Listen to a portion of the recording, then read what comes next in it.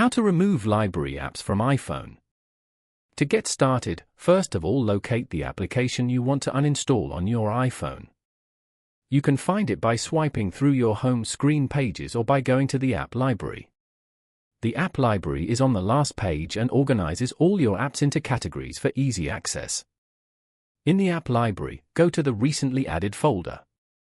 Here, once you have located the app, press and hold its icon until a menu of options appears on the screen. From this menu, you will see several choices. Go ahead and tap on the Delete App option. A confirmation pop-up will then appear to ensure the deletion. Tap on the Delete button to complete the uninstallation. The app icon will immediately disappear, confirming it has been successfully removed from your device. Following these steps, you can easily remove library apps from an iPhone. Thank you for watching.